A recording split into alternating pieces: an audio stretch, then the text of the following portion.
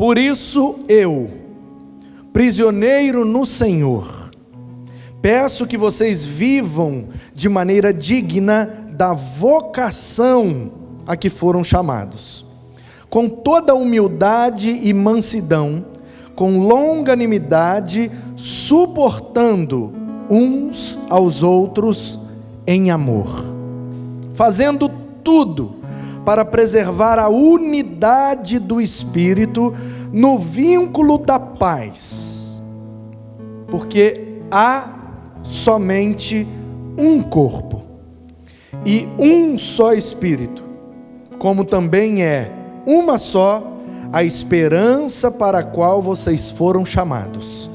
Há um só Senhor, uma só fé, um só batismo, um só Deus e Pai de todos, o qual é sobre todos, age por meio de todos e está em todos. Amém? Eu quero olhar para esse texto na seguinte perspectiva: quais são as bases para o ministério do relacionamento? Quais são as bases para que o relacionamento se torne um ministério em nossas vidas? Esse ano nós estamos passando o ano inteiro na perspectiva do relacionamento. Já falamos da importância do relacionamento uns com os outros, relacionamento para com aqueles que estão longe, os que estão perto, os que convivem com a família, para promover missões, evangelismo, discipulado. E nesse mês nós estamos pensando com essa ótica: será que o relacionamento pode ser visto como um ministério nas nossas vidas? Será que há a possibilidade de que em nossa igreja a gente crie esse novo ministério, chamado Ministério do Relacionamento? Porque para nós, durante um bom tempo, a palavra ministério foi sinônimo de departamento.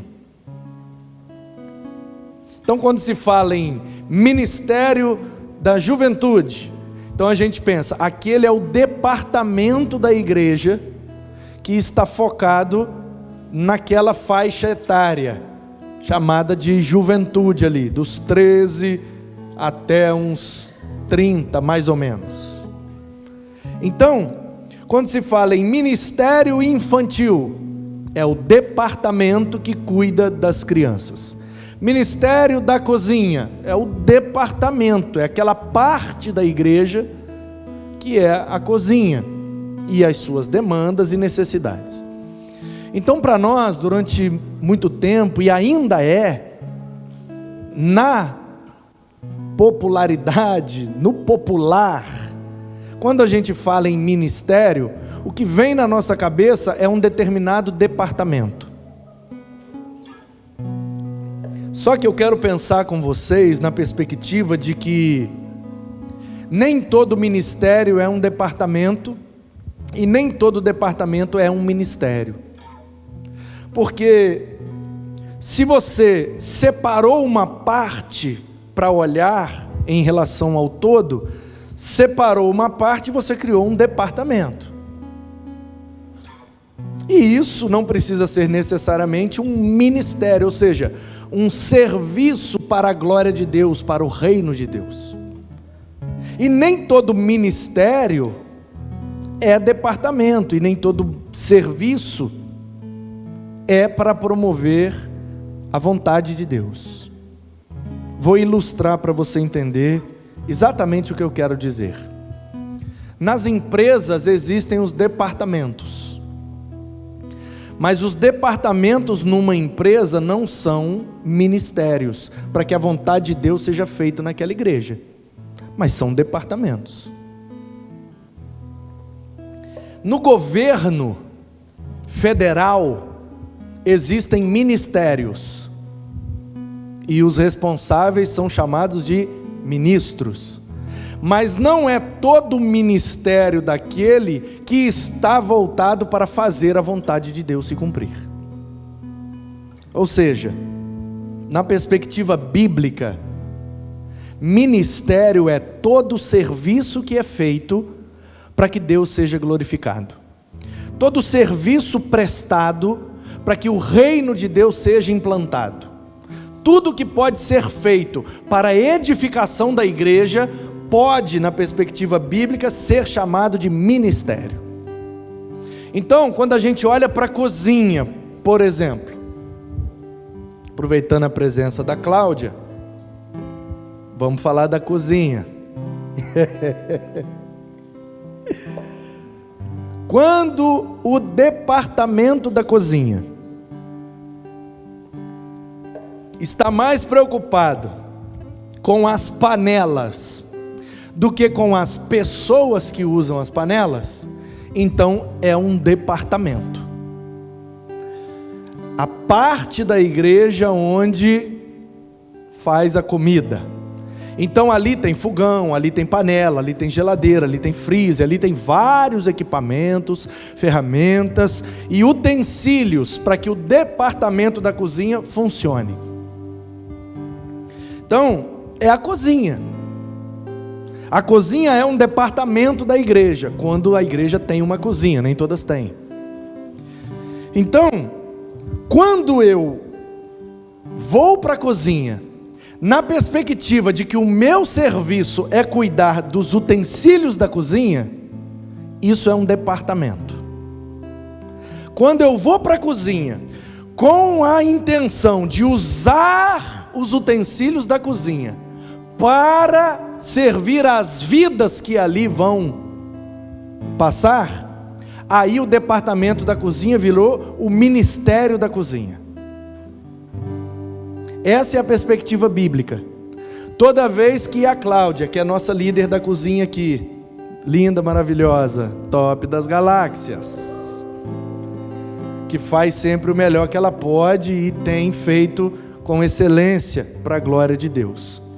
Mas o exemplo é, toda vez que a Cláudia trabalhar com a panela, visando o bem da panela, ela é a líder do departamento da cozinha. Mas toda vez que ela pegar a panela com a intenção de usar da melhor forma a panela para que as pessoas que vão ser servidas com aquela panela sejam beneficiadas, agora ela não é mais líder de um departamento, ela é ministra, serva de Deus, usando a cozinha para servir as vidas e edificar a igreja. Essa é a perspectiva bíblica. Portanto, na perspectiva bíblica, tudo pode ser ministério, mesmo não sendo um departamento. Toda vez que eu olho para as coisas, pensando em beneficiá-las, pensando no bem das coisas, é um departamento, porque é assim nas empresas.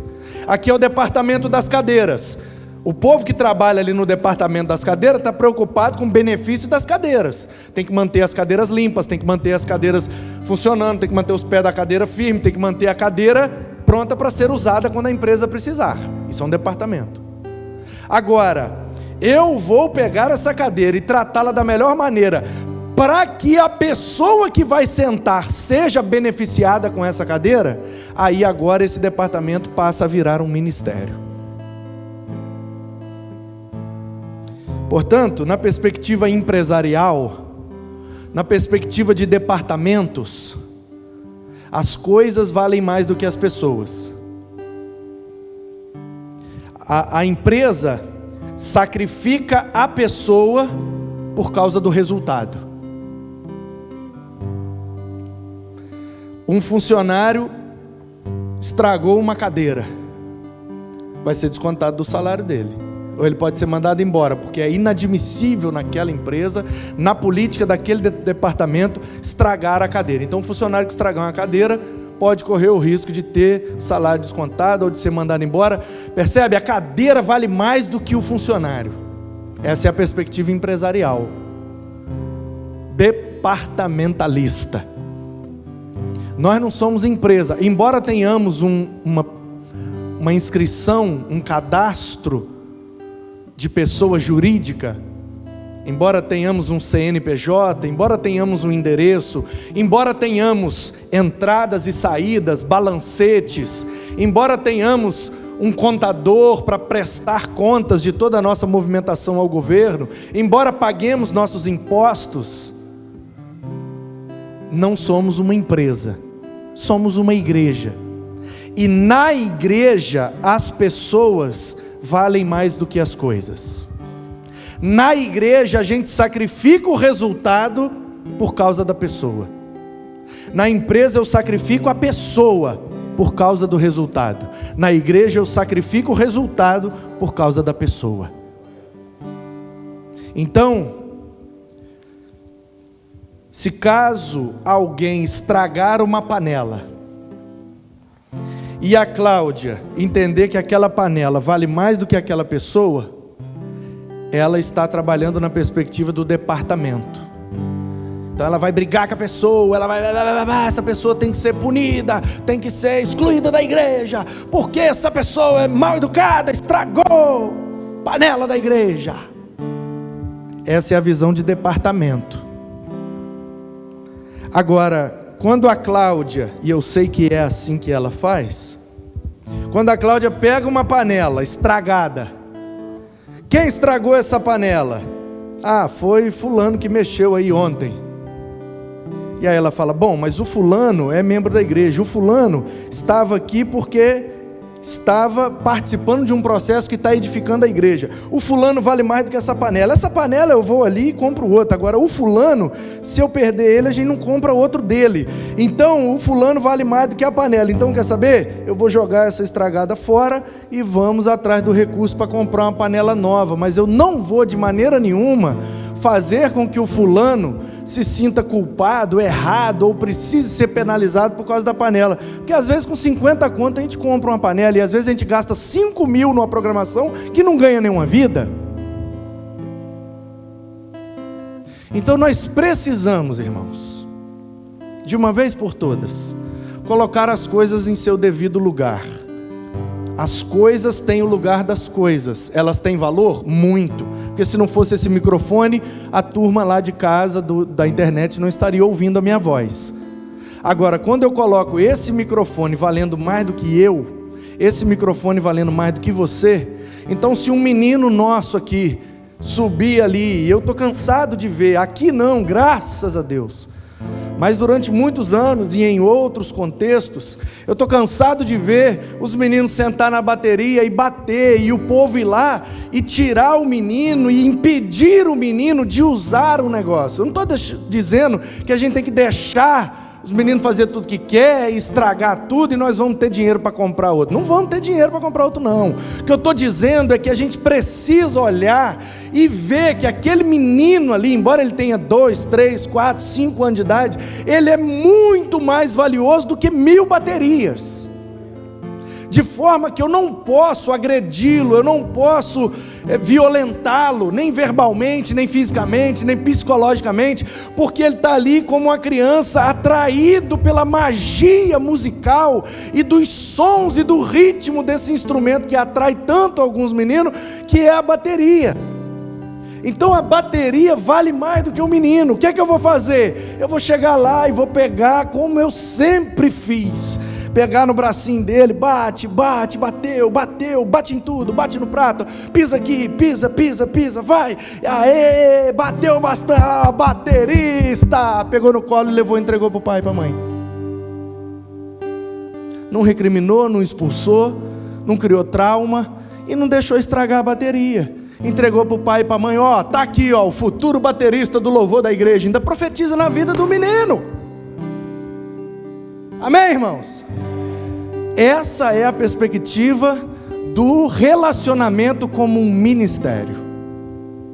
Eu vou servir a igreja para que ela seja edificada através da maneira como eu me relaciono com as pessoas. E aí a gente precisa olhar para esse texto que nós acabamos de ler e extrair daqui alguns princípios que na minha leitura são bases para que o relacionamento vire um ministério em nossa igreja. Eu não estou dizendo que o relacionamento vai ser um departamento da igreja. Quem entendeu diz amém. Eu não estou dizendo vamos botar um líder de relacionamento, vamos botar aqui um treinamento para relacionamento, as pessoas que serão voluntárias no ministério do relacionamento. Não, por quê? Porque relacionamento é algo que precisa ser vivido na igreja como um todo. O relacionamento é importante desde a mais nova criança até o mais experiente dos idosos. O relacionamento é o que dá liga, o relacionamento é o que nos une, relacionamento é o que nos torna saudáveis. Então, por que é que a gente não está usando da maneira adequada? Porque a gente não está fazendo da maneira que a Bíblia orienta. Então, leia comigo novamente, vê se eu estou inventando alguma coisa ou se está realmente tudo escrito aí. Paulo escreveu para os Efésios, ele estava preso, irmãos, preso em Roma, preso como um bandido, um criminoso, apanhando. Aí, as prisões de hoje em dia não são boas, só de estar preso não é nada bom, mas a gente sabe que o sistema prisional no Brasil, embora a boa vontade de alguns, ainda é muito precário.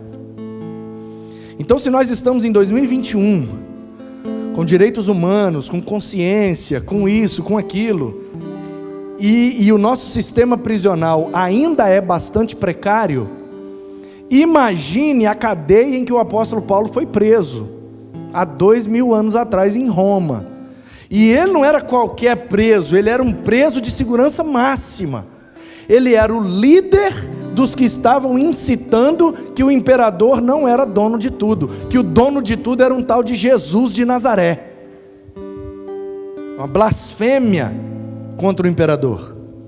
Então Paulo estava preso, possivelmente apanhando, fazendo suas necessidades físicas ali onde ele estava, possivelmente um cubículo com não mais do que 4 metros quadrados, numa pedra de mármore ou de granito que é muito própria dos calabouços romanos, uma pedra fria, gelada. E Roma na Itália, principalmente no inverno, não é nada agradável. E ele não tinha cobertor, ele não tinha colchão, ele não tinha edredom, ele não tinha nada.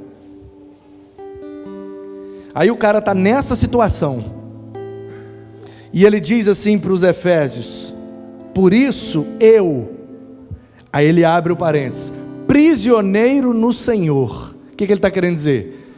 Agora o que eu vou falar para vocês, eu preciso que vocês me ouçam. Por quê? Porque eu daria tudo para estar na situação de vocês, e eu estou preso em Roma. Vocês estão aí em Éfeso brigando aí uns com os outros, vocês estão aí em Éfeso sacrificando as pessoas por causa das panelas, vocês estão aí em Éfeso maltratando os meninos por causa das baterias, e eu daria tudo para estar aí no meio desse problema, porque era muito melhor do que estar aqui preso onde eu estou. Portanto, queridos, primeira coisa que nos ajuda a nos relacionar melhor, é entender que a nossa situação é muito favorável.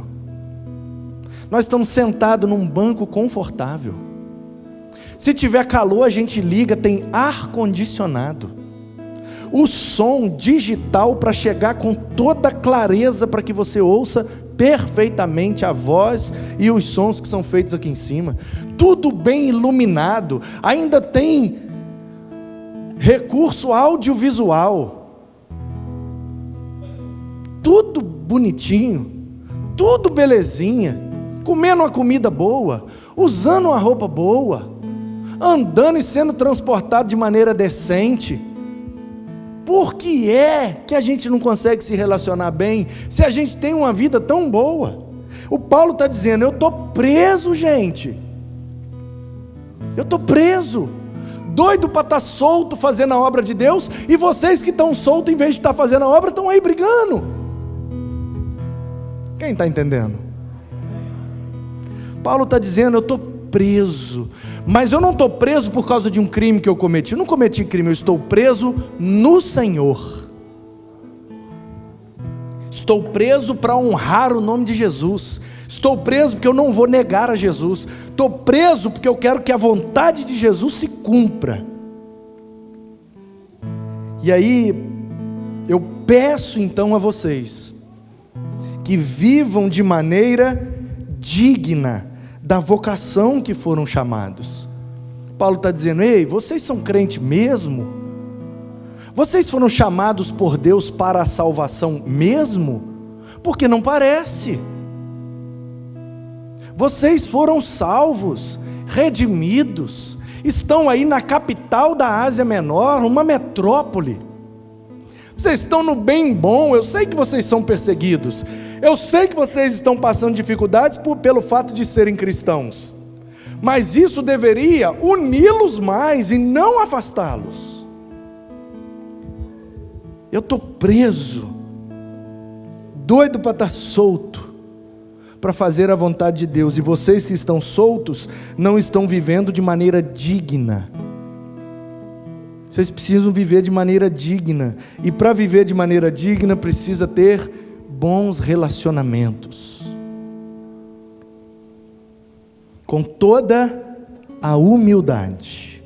Que aí parece que a igreja de Éfeso então perguntou para o Paulo: tá bom, Paulo, a gente reconhece, a gente tem lá nossas dificuldades mesmo, e desculpa aí, nós já entendemos o ponto, nós já nos arrependemos.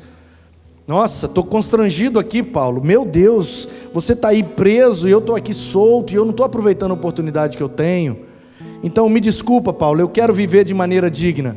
Como é que eu consigo isso? E aí Paulo diz: em primeiro lugar, com toda humildade. Vocês só vão conseguir fazer do relacionamento um ministério, um serviço para a edificação da igreja, quando ninguém se sentir melhor do que ninguém.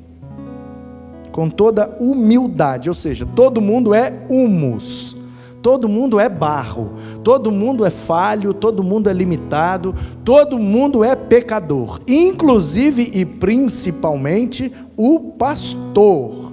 Amém? Amém. É verdade. Essa perspectiva nossa, porque tem uma via aí de mão dupla. Às vezes eu me acho melhor do que o outro, isso atrapalha o relacionamento que edifica a igreja, deixa de ser um ministério.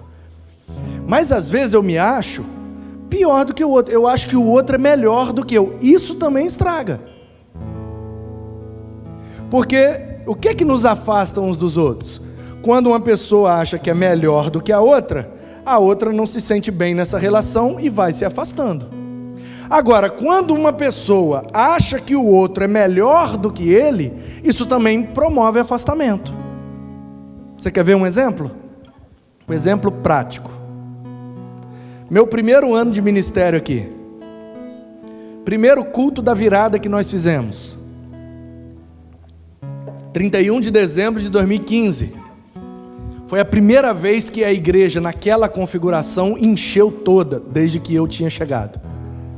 Que tinha, menos essa fileira aqui toda de banco, e aqueles lá, 20 bancos a menos, essa fileira era ali, e aqueles menorzinhos de 2 lugares ficava aqui no meio, Na verdade eram 10 aqui, 10 aqui, 10 aqui, 30 bancos, sendo que os 10 do meio era só de 2 lugares.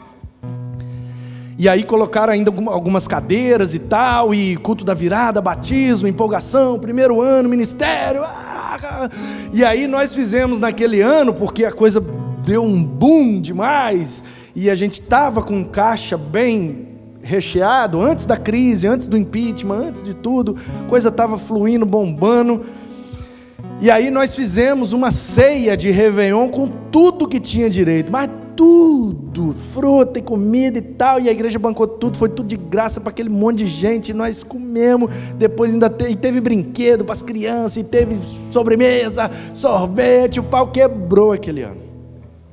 Foi bênção, todo mundo participou. Bora, é só comer, todo mundo comeu.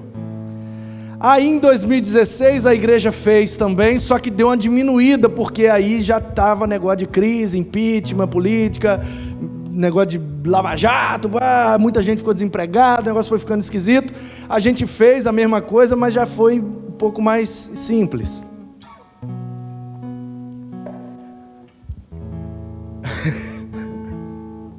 Eu lembrei do negócio aqui agora, que os meninos empolgaram tanto naquele primeiro ano, subiram lá no telhado da igreja para soltar foguete, e deu errado lá, e deram com um foguete num carro de um visitante. Meu Jesus. Aí 2016, quando foi de 17 para 18, o negócio já estava mesmo, impeachment, pai, Dilma, o negócio caiu drasticamente, e vamos fazer o que dá. E aí o que deu foi a igreja fazer o grosso, e os periféricos, a turma trazer. Cada um trazia de casa um prato, e nós ia juntar tudo, e o grosso seria dado pela igreja, e os periféricos os irmãos trariam, e todo mundo ia dividir aquilo tudo e tal. Foi uma bênção, foi top, até sobrou, e sobrou tanta comida boa, fizemos marmitex, distribuímos, top. Mas nesse ano, que teve que trazer, quase metade não participou. E aí a gente pode pensar assim, não participou porque é egoísta e não quis trazer, né, comida. Quando foi de graça todo mundo quis, não é que teve que trazer, ninguém quis. Não, eu estava lá na porta, lá na calçada. O povo foi descendo e já foi organizando comida, e eu lá na calçada, como sempre, despedindo. E o povo que saía eu mandava voltar. Não, vamos voltar, vamos comer, tem para todo mundo, pode ficar. E eu tentando mandar o povo de volta, e o pessoal sem graça, não, pastor, tem que ir, que compromisso, sei que, família, dá.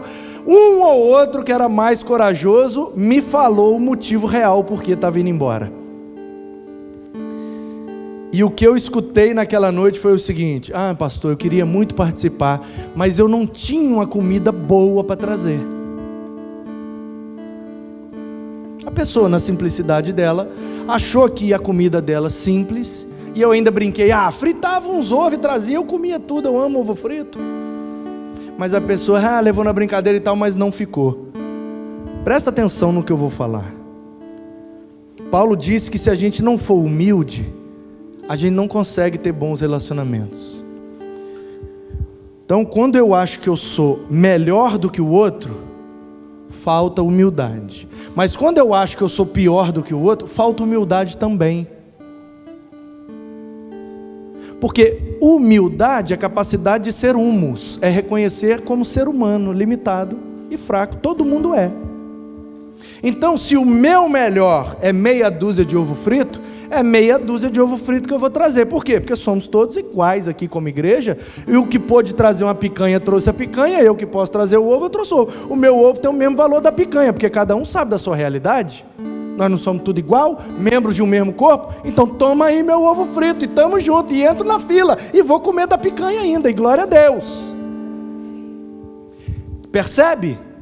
Que quando eu reconheço, tem duas vias nesse negócio, gente. Tem a via do cara que acha melhor do que eu, mas tem a via do cara que acha pior do que eu, porque ele acha que não merece se relacionar comigo, porque ele não é como eu. Ele é pior, ele é mais pobre, ele é mais simples, ele tem menos conhecimento, menos isso, menos aquilo, menos diploma, menos dinheiro. As pessoas se colocam abaixo das outras também. Algumas se colocam acima, mas outras se colocam abaixo. E tanto um quanto o outro afasta. O que é que levou a metade da igreja em 2017 embora? A sensação de que os que trouxeram eram melhor do que eles, por isso eles não tinham direito de participar. Embora o pastor estivesse lá, tentando cercar e dizendo, pode ficar, tem para todo mundo, estamos juntos, eles não conseguiram se relacionar naquela noite, pela sensação de que os outros que ficaram eram melhores. Então esses dois extremos nós precisamos evitar, para que o relacionamento seja um ministério na nossa vida, como Paulo está dizendo aqui, com toda humildade. E essa é a humildade que nós precisamos ter. Reconhecer que nós somos humus. Reconhecer que nós somos barro. Somos terra. Todos somos iguais. Diante de Deus, todos pecadores. Um é o cabeça. O resto é tudo corpo. E o dedinho mindinho do nosso pé não pode ser considerado pior do que o nosso coração. Só porque ele é o dedinho mindinho do pé. Porque ele consegue viver sem o dedinho mindinho e não consegue viver sem o coração. Então o coração é mais importante que o dedinho. Alguém aqui já perdeu o dedinho mindinho? Então você não sabe o que é viver sem ele. Alguém aqui já conheceu alguém que vive ou viveu sem o dedinho mindinho? Alguém aqui? Não, eu conheci. Senhor Elias Teixeira. Seu Elias. Seu Elias era um diácono. Diácono de uma igreja que eu congreguei. E durante muito tempo foi meu irmão, foi meu discipulador, foi meu pai na fé, foi bênção na minha vida demais, demais, demais. Quantas e quantas e quantas e quantas vezes eu passei na casa do seu Elias só para sentar e bater um papo com ele. Mineiro, atleticano, gente finíssima, trabalhou na CEMIG, né? A companhia elétrica de Minas Gerais, tipo a nossa Excelsa. Aposentou, comprou uma casa na beira da praia, mudou para cá com os filhos, foi ser membro lá da nossa igreja. Depois ele até frequentou a congregação que eu estava pastoreando, me ajudou lá no início. Depois, muito enfermo, ele teve AVC, ele tinha muitas complicações de enfermidade, foi ficando em casa, somente em casa, mas todas as vezes que eu passava lá perto, nem que eu me atrasasse, eu parava um pouquinho na casa do seu Elias.